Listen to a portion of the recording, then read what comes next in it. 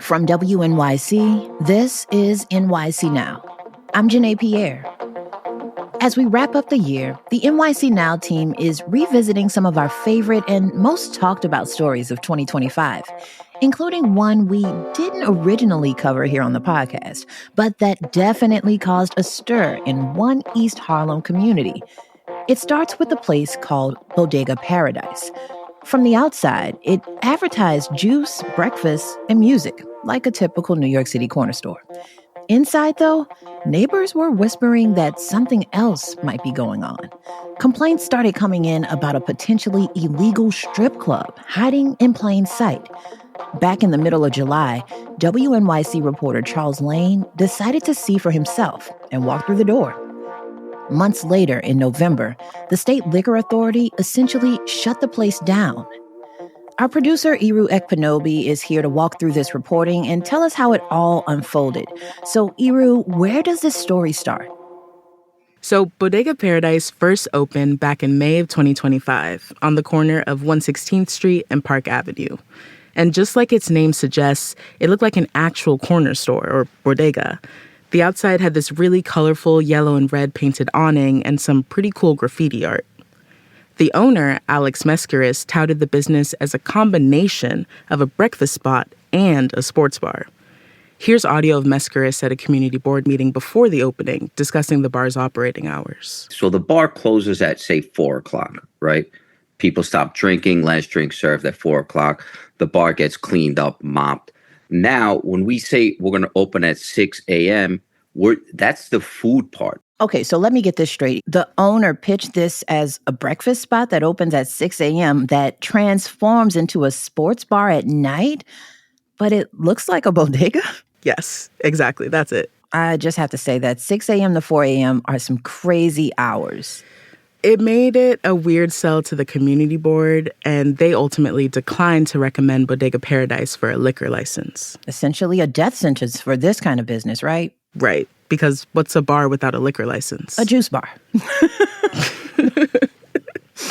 Seriously, though, no liquor license means it's going to be pretty hard to make money. Right. So fast forward to March 2025, the state liquor authority granted Mescaris a temporary retail permit, which carries many of the same privileges as a full liquor license. The most important one being the ability to serve alcohol. Exactly. So with that news, Mescaris opens Bodega Paradise in May of 2025. Okay, so up until this point, Mescaris seemed to be selling this as some weird corner store sports bar combo. So when exactly did the strip club talk come in? According to some locals, it started operating as a strip club right after it opened. We're going to address one more topic, and I'm going to allow the person to be anonymous, and it's only information-based. So that's Keoka Jackson, and she's the president of the 25th Precinct's Community Council. In this recording of a 25th Precinct meeting, Keoka is saying that someone's told her that there's a strip club in the neighborhood, and it's operating under the radar. And according to the individual, they attended, and it was, in fact, a strip club. So do we have any information about it? And what's more interesting is that when Bodega Paradise opened, it was being promoted on this Instagram account called King of Strip Clubs. When the owner was asked about it, he said that was one employee who he fired later on. But while the Instagram was still up, there were videos of women with captions like Gentlemen's Club and Hottest Women in the Industry. City Council member Diana Ayala's district office was right across the street from Bodega Paradise. She had been pressing the city for months to investigate the club, but says the city wasn't very helpful. It was just very, very much in defense of this establishment and trying to gaslight me into believing that what I was seeing with my own eyes was not happening. And I thought it was really weird. Eric Carrasquillo, the 25th Precinct captain, had said that he had been inside Bodega Paradise, but that a strip club is in the eye of its beholder. You can see that back room. The design of it, by appearance, does it look like a strip club? Maybe, maybe not. It all depends on what you consider. Oh, all depends on what you consider a strip club, huh? I don't know. Were there chandeliers in there? Like, Iru, what do you consider a strip club? Money raining down? I don't know. Up next, will bands make her dance? Is Bodega Paradise really a strip club? That's after the break.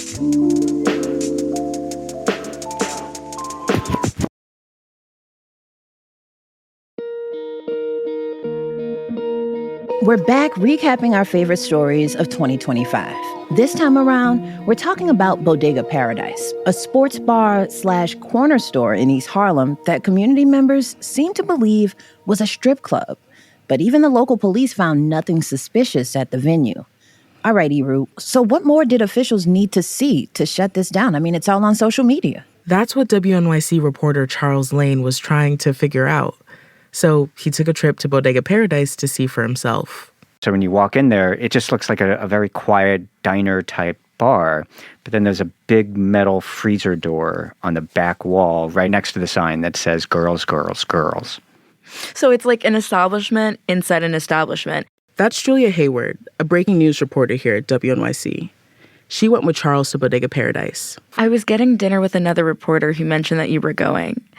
And then you called me on the phone. I called Charles and I go, Charles, I'm going with you. It was very dramatic.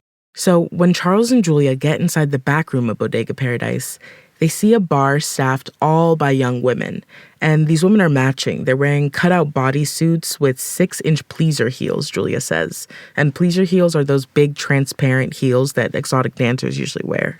And when you peer down, you see like dollar bills, like all around the floor. Like the girls are walking on top of the dollar bills.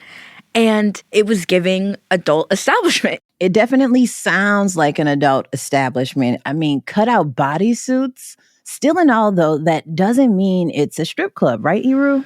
I asked Charles and Julia that question because it's an important one and gets to the heart of their reporting. What does New York City define as an adult establishment? It was an adult establishment in that it met the definition of fondling. Patrons aren't allowed to fondle employees, and you're not allowed to show the derriere. And so those two definitions meet the definition of an adult establishment.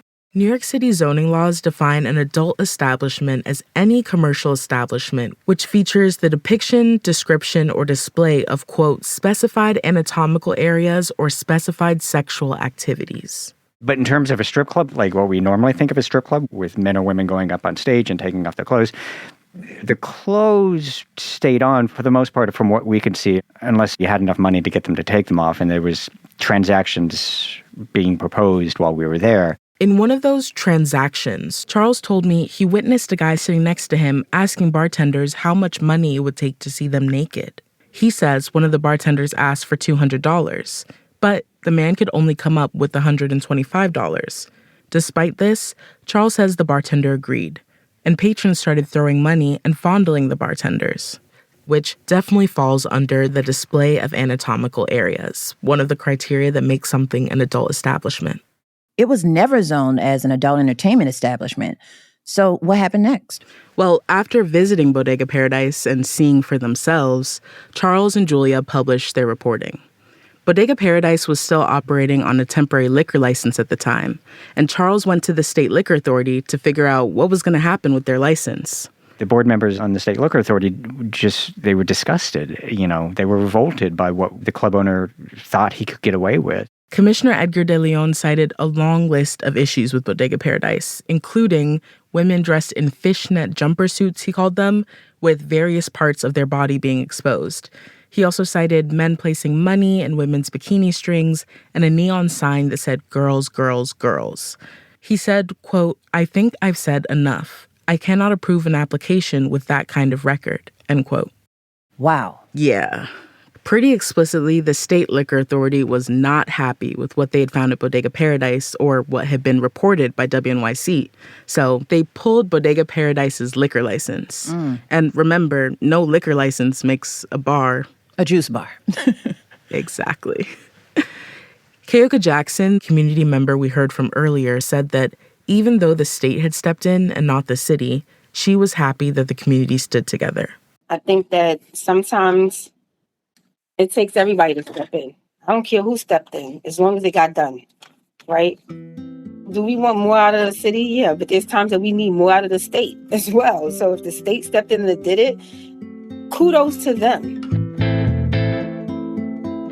The reporting on Bodega Paradise was done by WNYC's Charles Lane with help from Julia Hayward.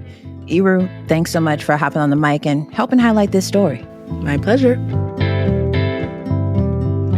Thanks for listening to NYC Now from WNYC. I'm Janae Pierre. Happy New Year. We'll be back tomorrow.